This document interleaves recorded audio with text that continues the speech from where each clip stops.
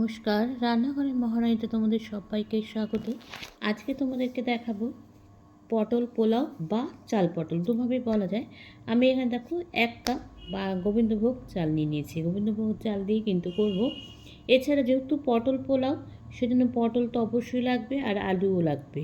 পটলটা কিন্তু যেরকম ডুমো ডুমো মানে ডালনার জন্য যেরকমভাবে কাটি, আমি সেভাবে কিন্তু কেটে নিয়েছি। ওই একইভাবে আলুও কেটে নিয়েছি।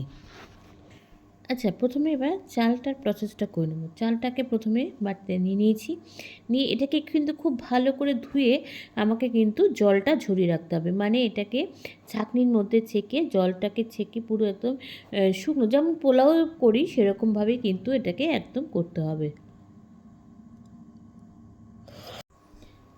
আমি কিন্তু কড়াই বসিয়ে দিয়েছি, কড়াইতে কিন্তু সাদা তেল দিয়েছি। পোলাও এসব কিন্তু সাদা তেল আর ঘিতেই ভালো লাগে। আচ্ছা, প্রথমে যেটা করব সেটা হচ্ছে আগে এগুলোকে ভেজে নেব, মানে সবজিগুলোকে আগে একটু কড়াইতে তেল দিয়ে ভেজে নেব। প্রথমে কিন্তু আমি যার জন্য আলুটা দিয়ে দিয়েছি। তেলটা গরম করে আমি এবার আলুটাকে ভেজে নেব, একটু হালকা লাল লাল করে ভেজে নেব। আলুটা ভেজে তুলে নিয়েছি। এবার ওই তেলে কিন্তু এবার আমি পটলটা ভেজে নেব। পটলটা পরে ভাজছি কেন, পটল ভাজলে কিন্তু তেলটা কালো হয়ে যায়। সেজন্য কিন্তু আমি একদম মাপ মতন তেলও দিয়েছি যাতে একটু না বাঁচে। তাই জন্য এবার পটলটাকেও ভালো করে ভেজে নেব। কড়াইতে দেখো তেল তো মানে পটল ভেজে আমি এখানে একটু তেল দিয়ে দিয়েছি, সাদা তেল দিয়েছি। তার সাথে যেহেতু তেলটা অল্পই দিয়েছি, তার সাথে ঘি দেবো বলে, পোলাও কিন্তু সবসময় ঘি যত মানে ঘি একটু বেশি হলে ভালো হয়, কিন্তু আমরা যেহেতু ঘি স্বাস্থ্যের ব্যাপারে স্বাস্থ্যের কথা চিন্তা করে ঘি বেশি খাই না, তাই কিন্তু তেল আর ঘি মিশিয়ে রান্না করি। আচ্ছা, এটা তো পুরো গরম হয়ে গেছে। এখানে চড়ো আমি দিয়ে দিচ্ছি তেজপাতা দিচ্ছি। আর তেজপাতার সাথে কিন্তু গোটা গরম মশলা মানে দারচিনি, লবঙ্গ, এলাচ মানে যেহেতু আমরা ব্যবহার করি আর কি। গরম মশলাটা কিন্তু আমার ফোড়ন হয়ে গেছে। এবার প্রথমে চালটা আমি ছেড়ে দিয়েছি। দেখো চাকনিতে কিন্তু চালটা অনেকক্ষণ মানে জলটা ঝরে গেছে। তারপরে কিন্তু চালটা আমি দিয়ে দিয়েছি কড়াইতে। এবার চালটাকে ভালো করে ভেজে নেব, যেহেতু আলু পটল আগে ভাজা আছে, সেই জন্য কিন্তু এবার চালটাকে খুব ভালো করে এই গরম মশলার সাথে ভেজে নেব। এবার চালটা তো ভাজা করে ভেজে নিয়েছি। এবার এখানে কিন্তু আলু আর পটলটাও দিয়ে দিলাম। এই আলু পটলটাকেও কিন্তু এবার চালের সাথে ভালো করে কিন্তু ভেজে নেব। দেখো ভালো করে মিশিয়ে নিচ্ছি। চাল আর পটলটাকেও কিন্তু একদম খুব সুন্দর করে চালের সাথে মিশিয়ে নেব। আর এইভাবে এই রান্নাটা কিন্তু সোজা রান্না, আর নিরামিষের দিনে কিন্তু খুব ভালো একটা উপাদেয় খাবার। খুব সহজে হয়ে যায়, ঝটপট, বেশি করে সময়ও লাগে না রান্নাটা করতে।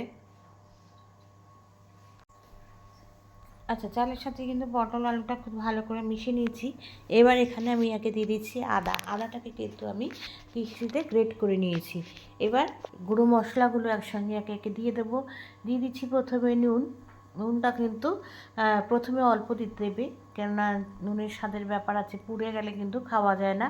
এরপর দিয়ে দিচ্ছি হলুদ গুঁড়ো। আচ্ছা, তারপরে দেবো চিনিটা দেখো, যেহেতু পোলাওতে একটু কিন্তু মিষ্টিটা একটু বেশি লাগে। একটু মিষ্টি মিষ্টি হলে পোলাও খেতে ভালো লাগে, তাই জন্য কিন্তু চিনির পরিমাণটা একটু বেশি দিতে হয়। এবার দিয়ে দিয়েছি চিনি। দিয়ে এবার এটাকে কিন্তু খুব ভালো করে এখন আমি মিশিয়ে নেব।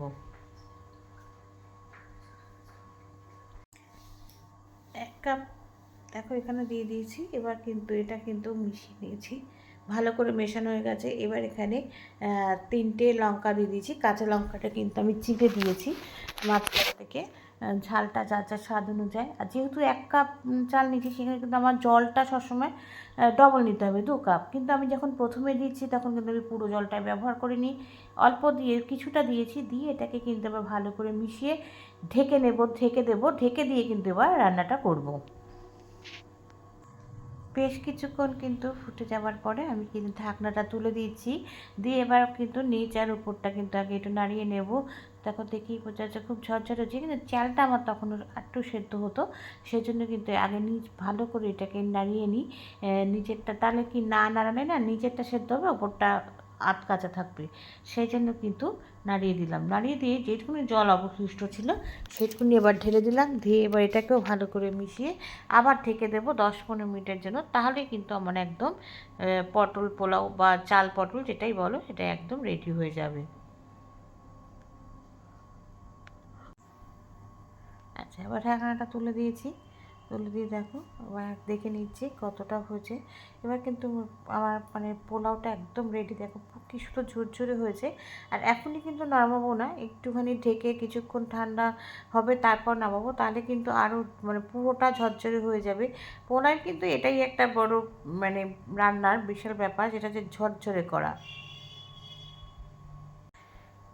পোলাওটা কিন্তু আমার অনেকটাই হয়ে গেছে, এবং ওপর থেকে জাস্ট ঘি দিয়ে দেবো। ঘিটা যার জন্য আমি কিন্তু প্রথমে ঘিটা অল্প দিয়েছি, যেহেতু আমি ঘি পরে দেবো সেই জন্য। আর ঘি যদি প্রথমে আবার বেশি দাও তাহলে কিন্তু পরে না দিলেও হয়।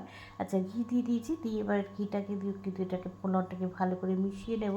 নিয়ে তারপরে কিন্তু ওপর থেকে একটুখানি গরম মশলা গুঁড়ো দিলেও হয়, না দিলেও হয়।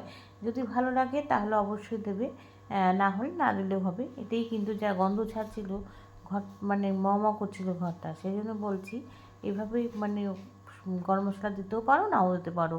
এবার চলো ঘিটা খুব ভালো করে মিশিয়ে নিচ্ছি পোলাওয়ের সাথে। এবার এটাকে ভালো করে মিশিয়ে নিয়ে আবার কিছুক্ষণের জন্য এটাকে ঢেকে রেখে দেবো, তাহলে ঘিয়ের গন্ধটা যাতে বাইরে বেরিয়ে না যায়।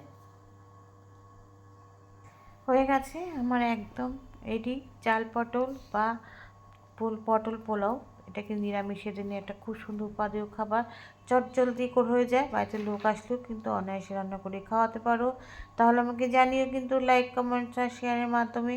তোমরা যারা আমার চ্যানেলটাকে সাবস্ক্রাইব করে আমার সঙ্গে রয়েছো তাদের জন্য রয়েছে অসংখ্য অসংখ্য ধন্যবাদ। আর যারা এখনই করোনি তারা প্লিজ চ্যানেলটাকে সাবস্ক্রাইব করে আমার সঙ্গে থেকো। তোমরা সবাই সুস্থ থেকো, সাবধানে থেকো, ভালো থেকো। চলি, টাটা। দেখা হচ্ছে পরবর্তী নতুন কোনো রেসিপিতে তোমাদের সঙ্গে।